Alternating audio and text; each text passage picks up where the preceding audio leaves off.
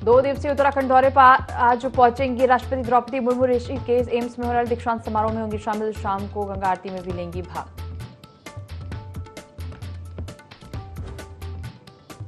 मुख्यमंत्री पुष्कर सिंह धामी ने कांग्रेस पर बोला हमला, कहा वर्ग विशेष के वोट बैंक के लिए किसी भी स्तर तक जाना कांग्रेस की नीति। देश में तुष्टीकरण और परिवारवाद को बढ़ावा देने वाले लोगों को जनता सबक सिखाने को तैयार।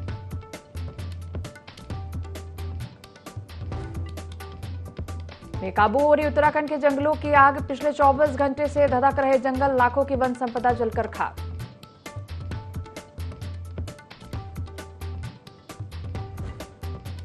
उत्तराखंड में हनुमान जन्मोत्सव की धूम, जगह जगह निकाली जा रही शोभा यात्रा। श्रद्धालु सुबह से करें हनुमान जी की पूजा अर्चना और हनुमान चालीसा का पाठ।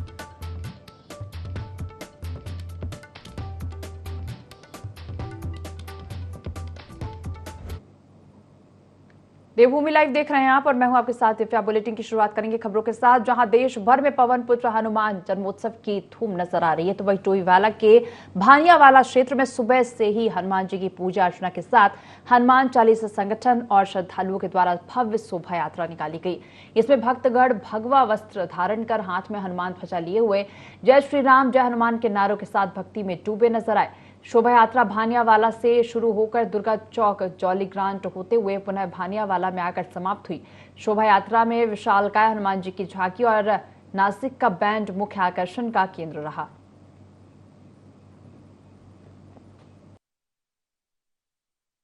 सबने लोगों ने, किसी ने पानी करा हुआ है, किसी ने रास्ते में कोल्ड ड्रिंक करी हुई है, किसी ने फल करे हुए हैं और वहाँ पे अभी हमारा भंडारा का आयोजन है। वहाँ पे भट्टू की दाल, भात और पल्लर और प्रसाद में हलवा का आयोजन किया है प्रभु इच्छा का। आज श्री हनुमान जी के जन्मोत्सव के अवसर पर भव्य शोभा यात्रा का आयोजन किया, जिसमें विभिन्न क्षेत्र से जगह जगह से लोग आए हुए हैं और श्रद्धालुओं में देखिए कितना उत्साह है। और प्रभु श्री राम का प्रसाद हमारे वेडिंग पॉइंट में तैयार है। आप सभी से अनुरोध है अधिक से अधिक संख्या में आकर भगवान प्रभु श्री राम का, हमारे बजरंगबली जी का प्रसाद ग्रहण। मतदान के बाद ईवीएम को महाराणा प्रताप स्पोर्ट्स कॉलेज रायपुर में बनाए गए स्ट्रांग रूम में रखा गया, जिसके चलते जिलाधिकारी सोनिका ने स्ट्रांग रूम का रूटीन निरीक्षण किया और सुरक्षा व्यवस्था का जायजा लिया। बता दें कि महाराणा प्रताप स्पोर्ट्स कॉलेज में बनाए गए स्ट्रांग रूम की लगातार कंट्रोल रूम से मॉनिटरिंग की जा रही है। वही स्ट्रांग रूम की 3 चक्रीय सुरक्षा व्यवस्था भी की गई है।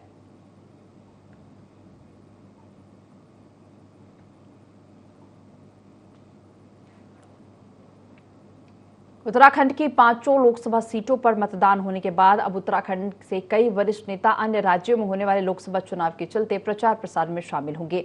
जानकारी देते हुए भाजपा प्रदेश मीडिया प्रभारी मनवीर चौहान ने कहा कि उत्तराखंड राज्य में चुनाव के बाद अब अन्य राज्यों में जो चुनाव होने हैं उसके लिए उत्तराखंड भाजपा की ओर से चुनाव प्रचार की दृष्टि से टीम को भेजा जा रहा है। बता दें कि हिमाचल में 4 सीटें लोकसभा की हैं, जिसमें प्रत्येक विधानसभा सीट पर उत्तराखंड से वरिष्ठ नेता चुनाव प्रचार के लिए जाएंगे।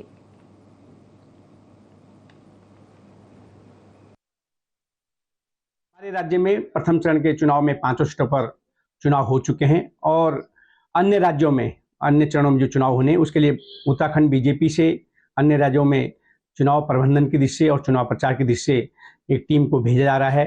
इसमें हिमाचल में जो 4 सीटें लोकसभा की हैं उसमें प्रत्येक विधानसभा सीट पर हमारे उत्तराखंड से कोई वरिष्ठ नेता वहां पर चुनाव प्रबंधन दृष्टि से और चुनाव प्रचार की दृष्टि से भेजे जा रहे हैं। लगभग 100 लोग हिमाचल और अन्य राज्यों में भी चुनाव प्रचार के लिए हमारे राज्य से आने वाले हैं। हनुमान जन्मोत्सव की धूप पूरे देश में नजर आ रही है। सुबह से ही वैदिक मंत्रोच्चार के साथ हनुमान जी की विधिवत पूजा अर्चना आरती श्रद्धालुओं ने की। उसके बाद भव्य शोभा यात्रा निकाली गई और इस दौरान श्रद्धालु भगवा रंग में सराबोर नजर आए। मंगलौर क्षेत्र के गाधारोना के सिद्धपीठ हनुमान मंदिर में विधिवत पूजा महाआरती के बाद भव्य शोभा यात्रा मंदिर से गांव के गली मोहल्ले से होते हुए मंदिर प्रांगण में पहुंची। शोभा यात्रा में हजारों की संख्या में लोग शामिल हुए। पुलिस प्रशासन और मंदिर प्रशासन की मौजूदगी में शोभा यात्रा सकुशल संपन्न हुई।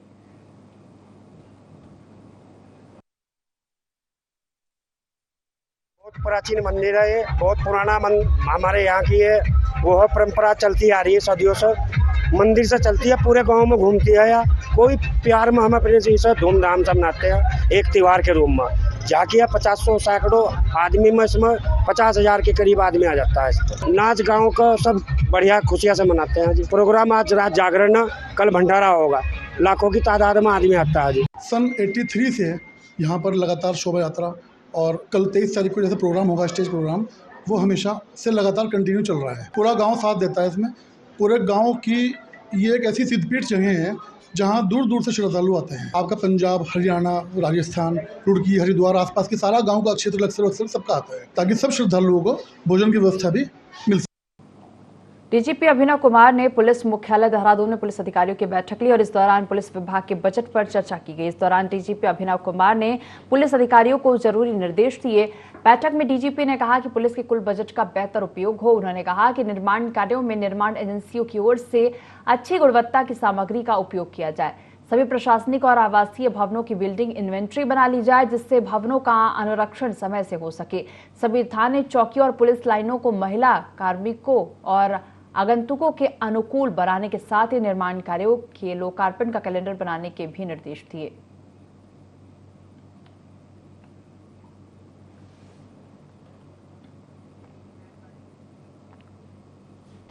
भगवान भोले शंकर की भूमि उत्तरकाशी में अष्टादश महापुराण समिति के तत्वाधान में आयोजित होने वाले अष्टोत्तर शत श्रीमद् भागवत और कथा पुराण विष्णु हवनात्मक यज्ञ के लिए भागीरथी के पावन और सुरम्य तट पर अवस्थित विश्वनाथ नगरी उत्तरकाशी में आमंत्रित देव टोलियों की उपस्थिति में भव्य कलश यात्रा निकाली गई, जिसमें बड़ी संख्या में श्रद्धालु शामिल रहे।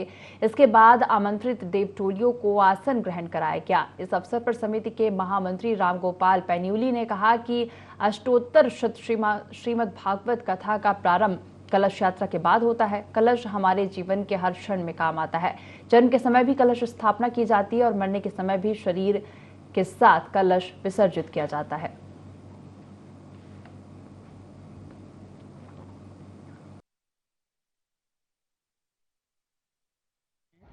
इतना बड़ा यज्ञ हो रहा है, इतना बड़ा महायज्ञ हो रहा है, जिसमें श्याम सुंदर पराशर जी की दिव्य कथा का आयोजन किया जा रहा है। और इस क्षेत्र के हिमालय के बड़े बड़े ब्राह्मण देवता, बड़े बड़े व्यास देव, यहाँ एक महाकुंभ, हिमालय का महाकुंभ यहाँ पर आयोजन किया जा रहा है, जिसमें सारे ज्ञान, वैराग्य, भक्ति और श्रद्धा के रूप में लोग यहाँ पर एकत्रित हो रहे हैं। इस अष्टोत्तर शत श्रीमद् भागवत महापुराण का यही उद्देश्य है कि काशी की पवित्रता बनी रहे, काशी में मध्यमास का निषेध हो, काशी में जो है हर प्रकार से लोग जो है सब जो है भक्ति मार्ग में लगे रहें और ये तीर्थ नगरी घोषित हो। हम समस्त विश्व में जो है सर्वे भवन्तु सुखिनः सर्वे सन्तु निरामया सर्वे भद्राणि पश्यन्तु माँ कस्य दुःखभाग्, किसी को कष्ट न हो, किसी को दुख न हो, व्याधि न हो, विश्व कल्याण की भावना से किया गया है। आपके चैनल को पुनः धन्यवाद देता हूँ। भागवत महाज्ञान यज्ञ यहाँ पर आयोजित हुआ है, जिस पर मुख्य व्यास श्री डॉक्टर श्याम सुंदर पाराशर जी राष्ट्रीय संत विराजमान होंगे। अभी 1 बजे से कथा प्रारंभ होगी और बहुत ही दिव्य मूल पाठ के लिए वृंदावन से और हमारे जनपद के विभिन्न क्षेत्रों से जो है बहुत ही विद्वान मूल पाठार्थी यहाँ पर आए हैं। चंपावत जिले में लंबे समय से बारिश न होने से जिले में सूखा पड़ गया, जिसका असर अब खेती किसानी और पेयजल में दिखने लगा है। वहीं बाराकोट ब्लॉक के टोबा भागू के युवा किसान ने बताया कि पूरा क्षेत्र सूखे के चपेट में आ गया है। लंबे समय से बरसात न होने के से उनके द्वारा लगाए गए कद्दू, शिमला मिर्च, बैगन और ककड़ी आदि की खेती पूरी तरह सूखने के कगार में पहुंच चुकी है और गेहूं की फसल पूरी तरह चौपट हो चुकी है, जिस कारण क्षेत्र के किसानों को काफी आर्थिक नुकसान पहुंचा। उन्होंने कहा कि खेती किसानी ही उन लोगों की आजीविका का साधन है।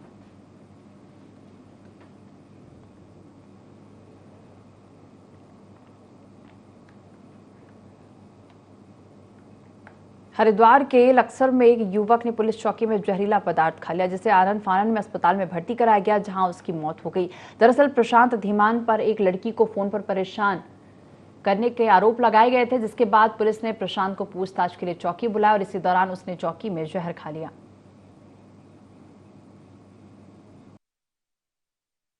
द्वारा थाना चौकी क्षेत्र में एक कंप्लेंट दी गई थी कि एक व्यक्ति उसको परेशान कर रहा है। एक सामान्य पूछताछ के लिए पुलिस को उसको बुलाया गया था, साथ में उसके परिजन भी साथ ही आए थे। इस बीच जो है वो युवक ने वहाँ पर जहर खाने की कोशिश की थी पूछताछ के बाद में, और उसको तुरंत जो है हॉस्पिटल ले जाया गया। उसके बाद हायर सेंटर से रेफर किया गया। इस बीच उसकी डेथ हो गई हायर सेंटर में। उस पर पूरे प्रकरण की जाँच एसपी ग्रामीण द्वारा की जा रही है। हम लोगों के द्वारा ये भी कहा गया है वीडियोग्राफी के साथ पूरे इसका जो है पीएम मोदी के बाद मुख्यमंत्री पुष्कर सिंह धामी ने भी वोट बैंक को लेकर कांग्रेस पर निशाना साधा। उन्होंने कहा कि वर्ग विशेष के वोट बैंक के लिए किसी भी स्तर तक जाना कांग्रेस की नीति रही है। देश में तुष्टीकरण और परिवारवाद को बढ़ावा देने वाले ऐसे लोगों को भारत की राष्ट्रवादी जनता सबक सिखाने को तैयार है और देश की जनता प्रधानमंत्री नरेंद्र मोदी के साथ खड़ी है। कांग्रेस की सोच हमेशा विभाजन की रही है, विभाजनकारी सोच रही है, तुष्टीकरण की इनकी नीति रही है और देश में 60 सालों के अंदर इन्होंने एक विशेष वोट बैंक की चिंता करी है और वही आज इनका जो घोषणा पत्र जारी होता है उस घोषणा पत्र में भी और इनके पहले हमारे देश के प्रधानमंत्री रहे मनमोहन सिंह जी ने भी अपनी वो सोच एक अपने भाषण में देश के सामने रखी थी कि संसाधनों पर, आर्थिक संसाधनों पर जो सबकी मेहनत की कमाई होगी उस पर समानता से पहला अधिकार एक वर्ग विशेष को देने की बात करी। ये निश्चित रूप से इनकी तुष्टीकरण की नीति है, वोट बैंक की राजनीति है, विभाजनकारी नीति है और केवल कांग्रेस का विकास और सबका विनाश वाली नीति है। देश की जनता भली भांति समझ रही है कि देश आज आगे बढ़ गया है, देश आज समान नागरिक संहिता की बात कर रहा है, समान अधिकारों की बात कर रहा है, सबका साथ, सबका विकास, सबका विश्वास और सबके प्रयास की बात कर रहा है। तो देहरादून के सहस्त्रधारा क्षेत्र के चूना भट्टा के पास एक फर्नीचर के गोदाम में आग लग गई, जिससे क्षेत्र में हड़कंप मच गया। घटना की सूचना मिलते ही अग्निशमन की 7 गाड़ियां मौके पर पहुंची और कड़ी मशक्कत के बाद आग पर काबू पाया गया। देहरादून के मुख्य अग्निशमन अधिकारी ने बताया कि आग की घटना की सूचना मिलने पर अग्निशमन गाड़ी रवाना की गई, जिसके बाद आग काबू न होते देख अन्य गाड़ियों को भी बुलाया गया। फिलहाल घटना में किसी के हताहत होने की कोई सूचना नहीं है।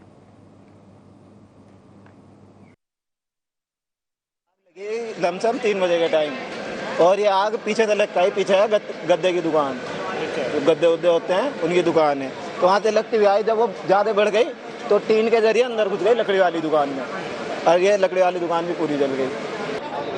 एक फर्नीचर की दुकान में आग लगने की सूचना, शोरूम या मैन्युफैक्चरिंग यूनिट है, इसमें आग लगने की सूचना पर हमारे यहाँ से जो है पहले एक गाड़ी आई, उसके बाद जो उन लोगों ने देखा कि आग बड़ी है थोड़ा सा, तो इसके बाद फिर 2 गाड़ियाँ और आई जो है और ट्रैफिक थोड़ा ज़्यादा कंजक्शन होने की वजह से थोड़ा में देरी से पहुँचे जो है। एक गाड़ी तो पहुँच गई थी लेकिन और दूसरी गाड़ियाँ हमारी थोड़ा सा विलम्ब हुआ जो है, लेकिन तब तक वो फायर फाइटिंग हमारी गाड़ी कर।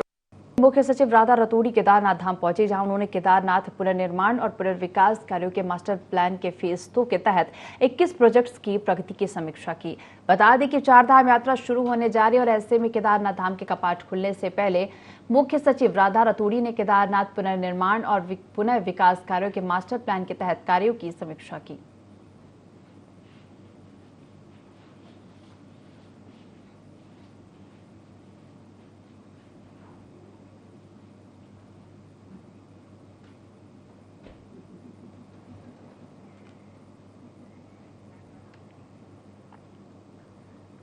उत्तराखंड में लोकसभा चुनाव संपन्न हो चुके हैं और इस बार लोकसभा चुनाव के दौरान उत्तराखंड के 37 से अधिक गांव के लोगों ने मतदान का बहिष्कार किया। इस मामले को मुख्यमंत्री पुष्कर सिंह धामी ने गंभीरता से लेते हुए प्रमुख सचिव सुधांशु को तलब करते हुए जनता की नाराजगी की वजह और प्रभावी समाधान करने के निर्देश दिए हैं। इस पूरे मामले पर बीजेपी विधायक विनोद चमोली ने मुख्यमंत्री पुष्कर सिंह धामी के इस निर्णय की सराहना करते हुए कहा कि निश्चित ही यह चुनाव आयोग और प्रशासन का फेलियर है। यदि इतने गांव के लोग नाराज थे, सभी पहलुओं की जांच होनी चाहिए और संबंधित पर कार्रवाई भी की जानी चाहिए।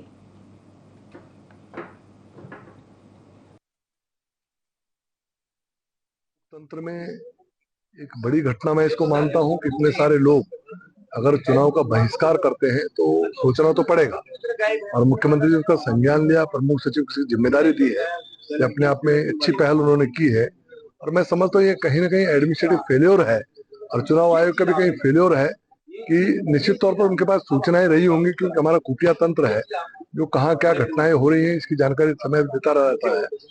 अगर प्रशासन समय पर सक्रिय हो जाता और उन लोगों से वार्ता करता और उनकी समस्या के समाधान के लिए कदम उठाता तो आज ये नौबत नहीं आती। तो कहीं ना कहीं ये प्रशासन की कमियां मैं मानता हूं और जो लोग इसके लिए जिम्मेदार हैं निश्चित तौर पर उनको दंडित होना चाहिए, उनके ऊपर कार्रवाई होनी चाहिए।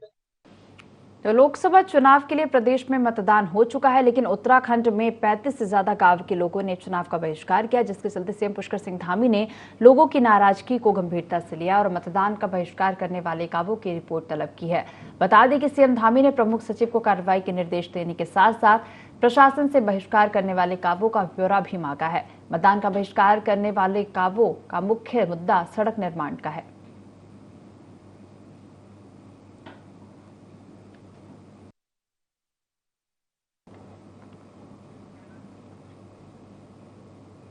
विकासनगर की कैनाल बाईपास रोड आने जाने वालों के लिए मुसीबत बन गई है, जहां अक्सर भारी वाहनों की आवाजाही लगी रहती है, लेकिन यहां ट्रैफिक नहीं, बड़े बड़े गड्ढे परेशानी बने हुए हैं। सड़क के बीचों बीच बने गहरे गड्ढे न सिर्फ वाहनों को नुकसान पहुंचा रहे, बल्कि बाइक सवार भी हादसे का शिकार हो रहे हैं।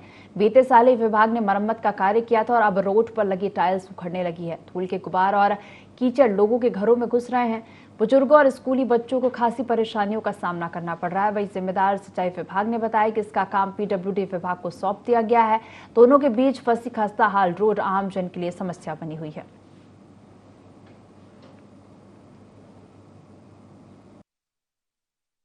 रोड की बहुत हालत ख़राब है, रोड में काफ़ी गड्ढे हैं। कल रात थोड़ी सी बारिश हुई थी, काफ़ी पानी भर गया था, तालाब जैसे हो गया था पूरा रोड, और बच्चों को, बूढ़ों को, सबको बहुत दिक्कत हो रही है। कल के दिन जब ज़्यादा बारिश होगी तो बीमारियाँ पैदा होंगी, पानी ज़्यादा इकट्ठा होगा, तो बहुत ज़्यादा दिक्कत हो रही है। काफ़ी मोहल्ले के दोस्तों के, बच्चों के एक्सीडेंट्स वगैरह भी होते रहते हैं आए दिन, कोई ना कोई गिरा पड़ा मरता ही रहता है। मेरा रोज़ दिन का आना जाना यही इसी मार्ग से है और मेरे को काफ़ी टाइम से ये देख रही हूँ, काफ़ी गड्ढे हैं और आते जाते एक्सीडेंट वगैरह, गिरने वगैरह से भी मैं बची हूँ। और इस बारे में विधायक जी से भी बोला था एक बार, पर इस विषय में कोई उन्होंने कार्रवाई नहीं करी।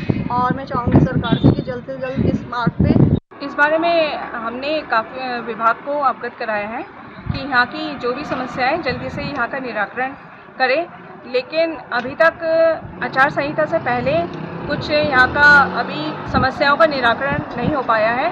यहाँ की सड़क की हालत इतनी खस्ता हो रखी है कि बस कि यहाँ पे एक्सीडेंट्स काफ़ी हो चुके हैं, लोगों के अंदेशा का हमेशा बनाए रहता है एक्सीडेंट्स का, तो तब भी विभाग नींद से नहीं जाग रहा है, वो सो रहा है।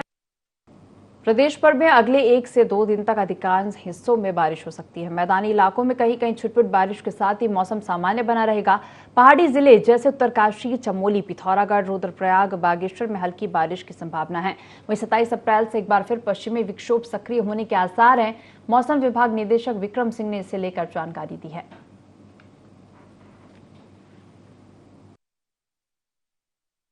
देखिए, इस समय आप देख ही रहे हैं कि बहुत एक्टिविटी नहीं है। आज और कल की अगर बात कर लें, आज आपकी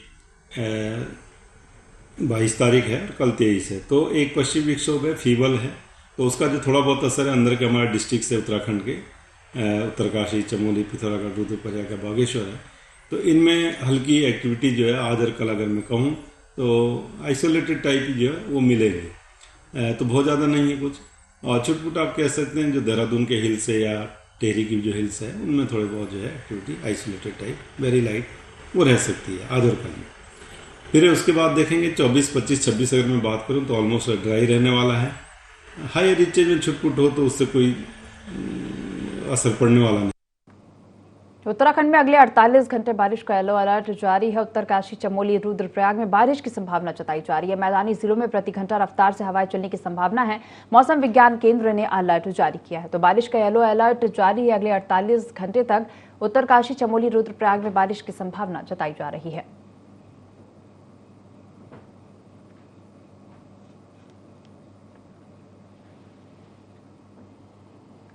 जसपुर कोतवाली क्षेत्र अंतर्गत खेड़ा रोड पर लपकना नाले में युवक का शव मिला। पुलिस ने शव को कब्जे में लेकर पंचनामा भर पोस्टमार्टम के लिए भिजवा दिया और जांच शुरू कर दी है। बता दें कि मृतक कामरान जसपुर का निवासी है, जिसकी उम्र 40 वर्ष थी और नशे का आदी था, जो कई सालों से बीमार भी था। परिजन कुछ दिनों पहले ही कामरान को नशा मुक्ति केंद्र मुरादाबाद से लेकर आए थे।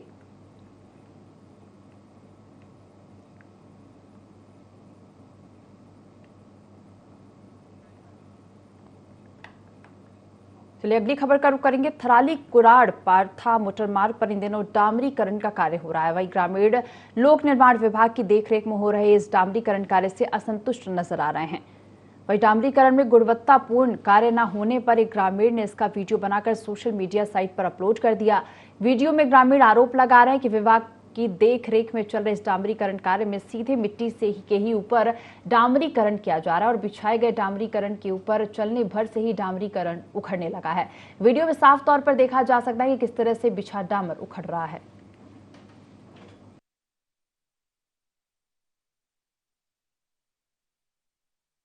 के ऊपर से डामरीकरण कर रहे हैं। बस में 2-3 दिन ही हो के गांव वालों ने आवाज उठाई, पार्था वालों ने बोला कि इसमें मिट्टी के ऊपर डामरीकरण हो रहा है और चलते ही डामर उखड़ जा रहा है, तो उसमें गुणवत्ता नहीं है। और बस में पीडब्ल्यूडी विभाग से अनुरोध करता हूँ कि इसमें संज्ञान लें और जिससे भी अनुरोध करता हूँ कि आप साइट पे जाके देखें।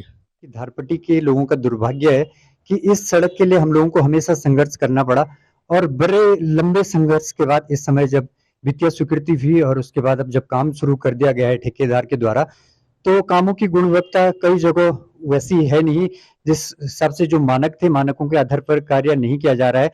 और अब जब पार्था से डामरीकरण इनके द्वारा शुरू कर दिया गया है तो स्थानीय लोगों के द्वारा विरोध किया जा रहा है, क्योंकि जो सड़क पर मिट्टी बिछाई गई है और मिट्टी के ऊपर सीधा डामर किया जा रहा है और जिससे जो डामर है वो उखड़ने लग गया है।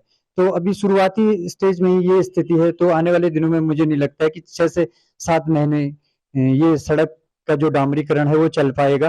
तो स्थानीय लोगों का इस बात को लेकर विरोध है कि जो गुणवत्ता है, जो मानक है, उनके आधार पर काम होना चाहिए। और यदि ठेकेदार के द्वारा कहा जा रहा है कि हमारे पास यही मानक है, तो हम जो संबंधित विभाग है उससे यही कहना चाहेंगे कि आप इस बारे में संज्ञान लें। पूरे उत्तराखंड में चैत्र नवरात्र की चंडी चौदस बड़े धूमधाम से मनाई गई। वही धर्मनगरी हरिद्वार में मां भगवती के तमाम मंदिरों के साथ साथ सिद्धपीठ चंडी देवी मंदिर पर चंडी चौदस के दिन श्रद्धालुओं का तांता लगा रहा। बड़ी संख्या में माता के भक्त दूर दूर से दर्शन करने पहुंचे। बता दें कि देश के 52 शक्तिपीठों में से एक चंडी देवी मंदिर का पौराणिक इतिहास है, जिसमें बताया जाता है कि जब शुंभ निशुंभ ने धरती पर आतंक मचाया तब देवताओं को उनके अत्याचार से मुक्ति दिलाने के लिए मां भगवती ने चंडी का रूप धारण कर राक्षसों का संहार किया।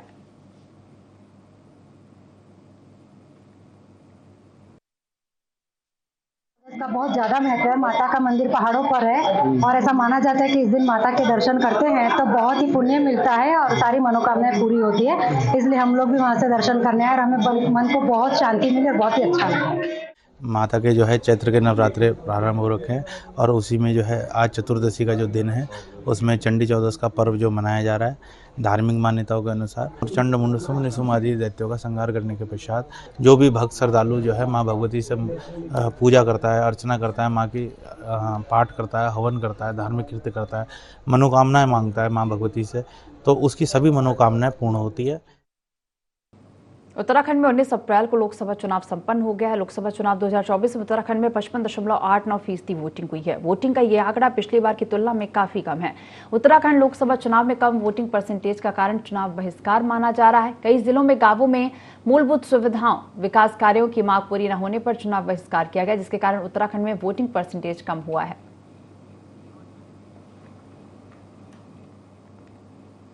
इस बुलेटिन में फिलहाल इतना ही। आप देखते रहिए IND24। नमस्कार।